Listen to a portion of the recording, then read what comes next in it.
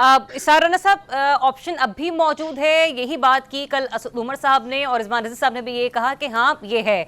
और अलीमा खान साहबा ने भी बानी पीटीआई से मुलाकात के बाद ही बोला था कि खान साहब ये कह रहे हैं कि अभी भी उनके पास एक ट्रम्प कार्ड मौजूद है, वक्त आने पर वो उसका इस्तेमाल करेंगे, जिसको मजीद इलेबोरेट किया असद उमर साहब ने। और 92 के वर्ल्ड कप के हवाले से कुछ यादें ताज़ा करते हुए उन्होंने कहा कि जिस वक्त बाकी लोग कमरे में बैठकर ये सोच रहे थे कि हमने लाहौर जाने के लिए कब फ्लाइट लेनी है, कब निकलना है, ये वो तो बानी पीटीआई उस वक्त के कैप्टन इस सोच के साथ, एक सवाल के साथ एंटर हुए कि मैं ये सोच रहा हूं कि किस बॉलर को किस कॉम्बिनेशन में खिलाना है। जिन लोगों ने खान साहब की सियासत को बड़ा करीब से देखा है, जिनमें एक तजुर्बेकार खुद असद उमर साहब भी हैं, वो ट्रम्प कार्ड क्या हो सकता है? पहले तो खान साहब ने कह के अपने लिए मुसीबत खड़ी कर ली। अच्छा। अब तक उनके कमरे की कोई 10 दफ़ा तलाशी हो गई है कि कार्ड कितने लुकाए है। अच्छा। वो हुकूमत ये समझ रही है कि कोई शायद मोबाइल का कार्ड है या कोई ट्रम्प का विजिटिंग कार्ड है जो इनके पास है। सही। खान साहब का एक बात समझे, वो माइंड गेम के एक्सपर्ट हैं। वो हमेशा कोई एक चीज़ ऐसी शोशा ज़रूर छोड़ते हैं जिससे सामने वाला पैनिक हो जाए। लेकिन इसके पीछे ज़रा आप देखें कि जो कल अलीमा आपने भी कहा कि भाई उन्होंने कहा कि शहबाज शरीफ के खिलाफ और मोहसिन नकवी के खिलाफ FIR कटवाई। हाँ। कहीं उन्होंने एस्टेब्लिशमेंट का नाम नहीं लिया, कहीं उन्होंने कोई ऐसा जुमला नहीं कहा। ठीक है ना, चाहते तो कह सकते थे, वो तो बहुत कुछ कह सकते थे, कहते रहे बात कर और कह उन्होंने रही नहीं थी, कहा। तो ऐसे लगा जैसे जुमले कहीं फंस से गए हो, कहीं रुक से गए हो। हाँ जी, तो ये बात, और मैं बिल्कुल रजी भाई की बात से 100% मुत्तफिक हूँ कि ये जो पॉलिटिक्स, अगर सियासतदान मुमकिनात उसकी खत्म हो जाए तो उसकी तो खत्म हो गई ना जिंदगी। उसने कहीं ना कहीं से कोई रास्ता निकालना होता है।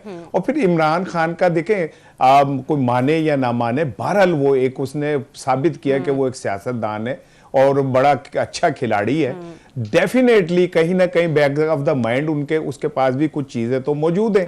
और जिन लोगों के ऊपर हम ये कहते हैं कि मिसाल के तौर पे कल उन्होंने कहा बैरिस्टर के गौहर के लिए कि या तो उन्हें हालात का इल्म नहीं या वो फिर समझ नहीं पा रहे। उन्होंने उस बात को गोल कर दिया कि बैरिस्टर साहब जो हैं उन्होंने हालाकतें नहीं बताई, सेंसिटिविटी नहीं बताई।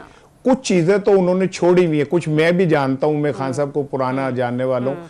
कुछ जगह दरवाजे वो छोड़े रखते हैं कि यहाँ से हवा आती रहे, खुली रहे, ये वो। और अगर ये वाला एडवेंचर मिस एडवेंचर ना होता, डी चौक वाला, तो ये बात तो तय थी कि इमरान खान की और इस्टेब्लिशमेंट के राब्ते हैं और वो राब्ते जारी थे, वो अब ठंडे हुए। मुझे एक किसी आदमी ने कहा कि वो इस बात के बाद वाकई ये वो राब्ते ठंडे हो गए। मैंने कहा तो दरवाजे बंद हो गए? उन्होंने कहा नहीं, दरवाजे कभी भी बंद नहीं होते, ना इस्टेब्लिशमेंट करती है ना पॉलिटिशियन करते हैं, वो खुले रहते हैं। ताकते झांकते रहा कीजिए, खिड़कियां बेसबब नहीं होती, खिड़कियां बनी होती हैं ताकने झांकने के लिए। और मुझे ऐसा लगता है कि खान साहब ने फिर एक बैकडोर डिप्लोमेसी एस्टेब्लिशमेंट के साथ शुरू कर दी है। जवाद फैजी साहब, सानेहा 9 मई को पाकिस्तान मुस्लिम लीग नून ने अपने जिस तरीके से एक इंश्योरेंस पॉलिसी के तौर पर उसे यूटिलाइज किया, आपको लगता है कि 26 नवंबर की रात जो कुछ हुआ, ये सुनहरी मौका है पाकिस्तान तहरीक इंसाफ के लिए कि वो अपने कार्ड्स खेल जाए? देखें, सियासत में जिस तरह मेरे दो भाइयों ने ये कहा कि नामुमकिनात का खेल नहीं है बल्कि इसमें हर चीज़ मुमकिन है।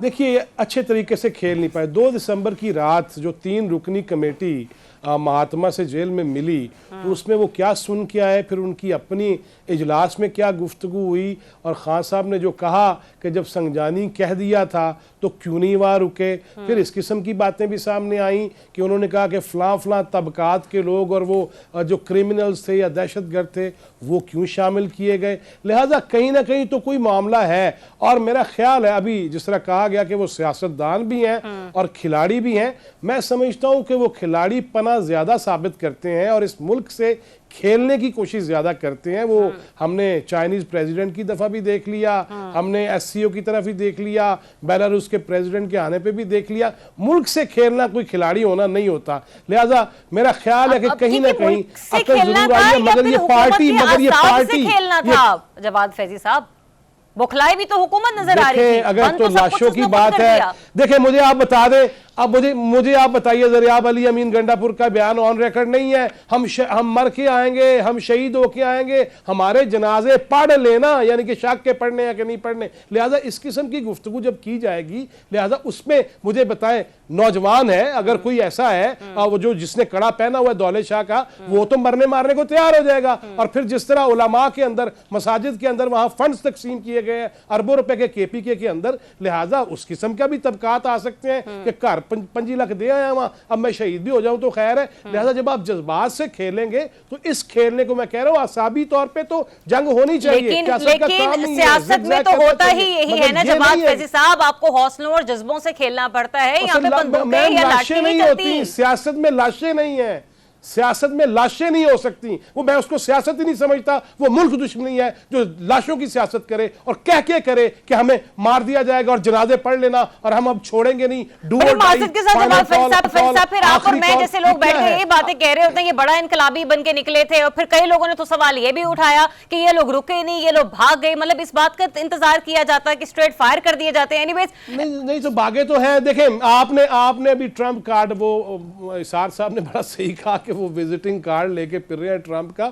मसला क्या है, आखिरी कार्ड इनका अब है क्या? पहले आखिरी कॉल थी, अब आखिरी कार्ड ये है कि ये प्लानिंग कर रहे हैं कि बच्चे और खवातीन, सिर्फ छोटे छोटे बच्चे, उनका मुजाहरा करवाया जाए, उनका मार्च करवा दिया जाए। ये किस तरफ जा रहे हैं? चले लेट्स सी ऐसा सोचा भी जा रहा है, यानी हमारी खाम ख्याली जवाब